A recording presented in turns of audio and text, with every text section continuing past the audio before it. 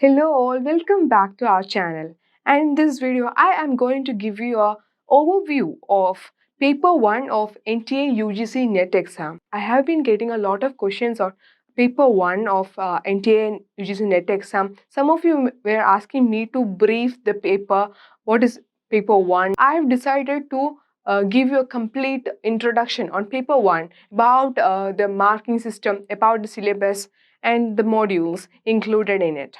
So, about paper 1, earlier it was just a qualifying paper and students used to give less importance to this paper. But now, NTA has decided to make it a compulsory paper for all the students and it extends for almost about 84 subjects. And these students have to get a good score in paper 1 of NTA UGC NET exam. And many of us are good in our subject of specialization. Maybe it is English literature for me, it is psychology for another person, or it is anthropology for another person. And it depends. You will be thinking like, we'll be qualifying paper 1 and need not give much importance to this paper 1.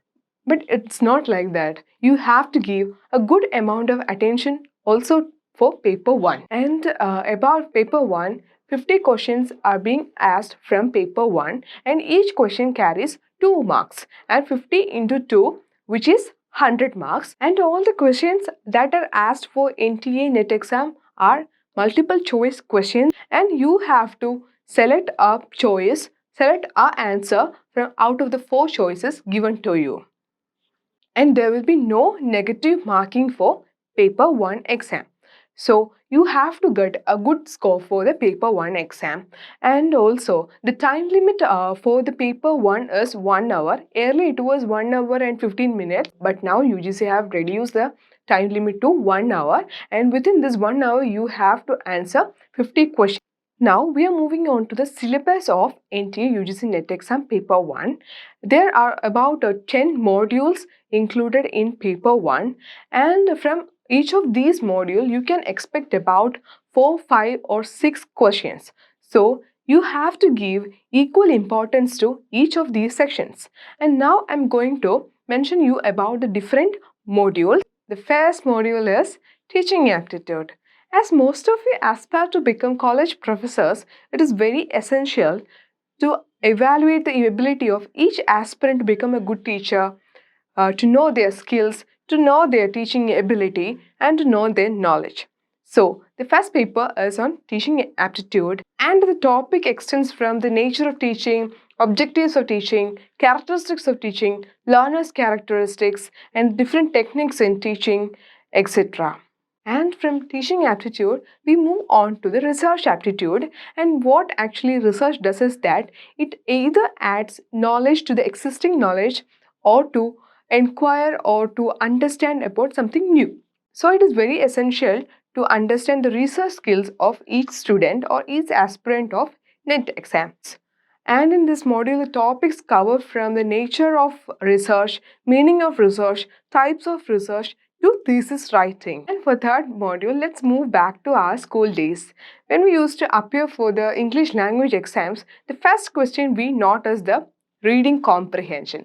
And the same is being asked for UGC NET exam, and about 5 questions are usually asked from this part. And it is reading comprehension. Only thing you have to do is that you have to read the passage, the unseen passage. This is the only part where you have to appear for the exam without prior knowledge, but you need practice to work out this session. And the fourth module is something that we do every time we connect to another person, to our family, to our friends, and it is communication. And don't you find it as interesting to know of the different types of communication and what is communication, verbal communication, non-verbal communication, and the barriers to communication? So this module is so interesting to know about the different types of communication and the meaning of communication. And the fifth module is mathematical reasoning. I know many of you find it as quite difficult to answer the questions from mathematical reasoning because some of you find mathematics as quite difficult. But I can assure you that with consistent practice, you can score good marks for mathematical reasoning questions, and almost about 4 to 5 questions are usually asked from this part, and the topics that are usually asked from this part include coding, decoding, number series, alphabetical series, direction, etc. And sixth module is logical reasoning. And for any aptitude test, logical reasoning is a very significant part of the question paper. And the questions are usually extend from syllogism, assertion and reasoning, fallacy, etc. To score good marks from this module, what you have to do is that you have to understand each concept and each theory and have to implement those theories and concepts into your answers so that you can get good scores from logical reasoning. And the seventh module is data interpretation. And in this module, students are asked to deduce information from the data which is provided to you.